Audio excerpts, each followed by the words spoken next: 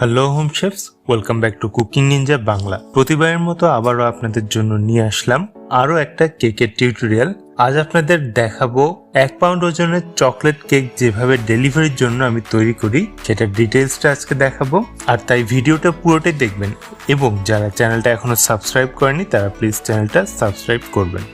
আজকের কেকের বেস হিসেবে নিয়েছি 7 ইঞ্চি মোল্ডে করা 2 ডিমের চকলেট স্পঞ্জ কেক এবং এই কেকটা একটা 10 ইঞ্চি স্কয়ার বোর্ডে বসিয়ে নিয়েছি এবং দেখতেই পাচ্ছেন বোর্ডের এক কর্নারে বসিয়ে নিয়েছি। এবার কেকের একটা লেয়ারে সুগার সিরাপ দিয়ে দিচ্ছি। এখানে 1/3 কাপ পানিতে 2 টেবিল চামচ চিনি মিশিয়ে সুগার সিরাপ বানিয়ে নিয়েছি।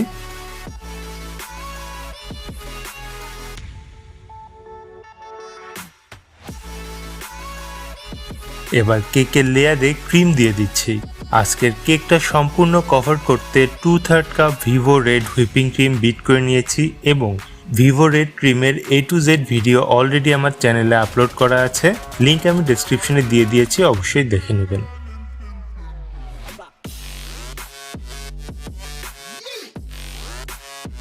এবার ক্রিমগুলো প্যালেট নাইফ দিয়ে সমান করে দিলাম।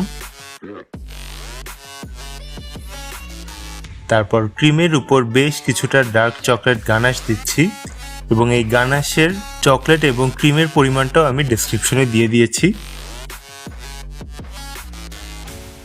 এবার একটা প্যালেট নাইফ দিয়ে গানাশগুলো ক্রিমের উপরে সমানভাবে ছড়িয়ে দিচ্ছি। এরপর কেকের দ্বিতীয় লেয়ারটা দিচ্ছি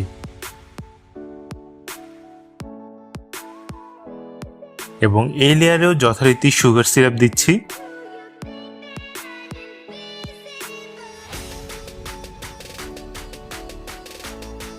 তারপর পুরো কেকের চারদিকে এবং উপরে ক্রিমের লেয়ার দিচ্ছি।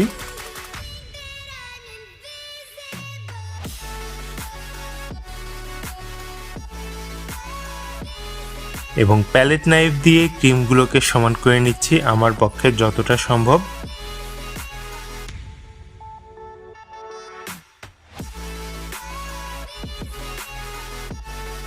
ক্রিমগুলো স্মুথ করে নেওয়ার পর কেকের ওপরের দিকটায় একটা গ্রেটার দিয়ে ডার্ক চকলেট গ্রেট করে দিচ্ছি।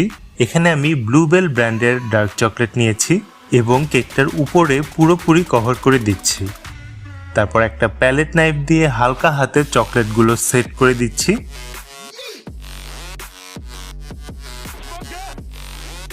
এবার বোর্ডের নিচে এক পাশে একটা মেজারমেন্ট কাপ দিয়ে উঁচু করে নিয়েছি, আপনারা দেখতেই পাচ্ছেন, এবং কেকের চারদিকে চকলেট গ্রেট করে দিচ্ছি এবং এভাবে উঁচু করে নেওয়ার ফলে চকলেট গ্রেট করে দিতে সুবিধা হবে।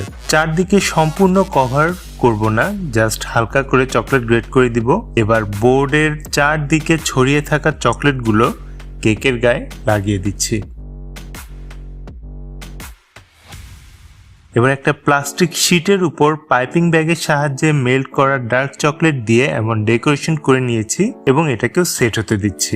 তারপর এমন একটা লেটার মোল্ড বা ABCD সিলিকন মোল্ডের মধ্যে প্রয়োজনীয় অক্ষরগুলো চকলেট দিয়ে পূরণ করে নিয়েছি এবং এগুলো সেট হতে দিব। আর অবশ্যই এভাবে ট্যাপ করে নিতে হবে, তাহলে চকলেটগুলো মোল্ডের ভিতরে চারদিকে ভালো মতো পৌঁছাবে।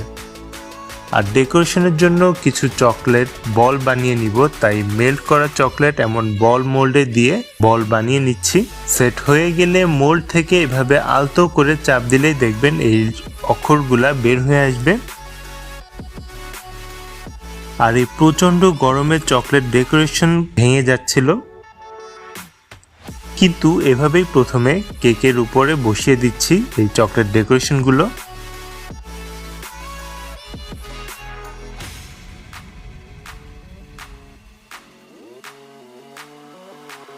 তারপর কেকের উপরে চকলেট টপারগুলোর উপর ক্রিম দিয়ে 3টা ফুল বানিয়ে দিলাম।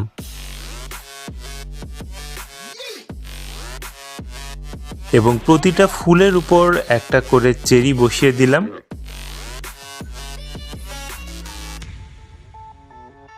এবার কেক বোর্ডের ফাঁকা অংশের উপরে চকলেট দিয়ে বানিয়ে নেওয়া অক্ষরগুলো একটার পর একটা বসিয়ে হ্যাপি বার্থডে লিখে নিচ্ছি এবং সাথে বার্থডে বয়ের নামও লিখে নিচ্ছি।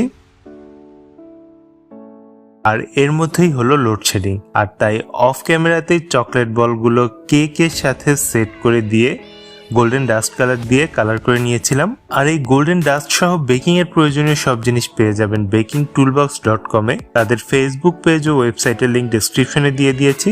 এরপর যথারীতি হ্যাপি বার্থডে লেখা ও উপরের চেরিগুলোতেও গোল্ডেন কালার দিয়ে এভাবে পেইন্ট করে নিলাম। আর এভাবেই কমপ্লিট করলাম আমার ডেলিভারি দেওয়ার জন্য 1 পাউন্ড চকলেট কেক। কেকটা কেমন লাগলো অবশ্যই জানাবেন, এবং কোনো ধরনের প্রশ্ন থাকলে অবশ্যই কমেন্টে জানাবেন, আমি আমার সাধ্যমতো উত্তর দেওয়ার চেষ্টা করব। আর প্লিজ চ্যানেলটা সাবস্ক্রাইব করে আপনাদের কুকিং নিনজা বাংলা চ্যানেলকে সাপোর্ট করবেন।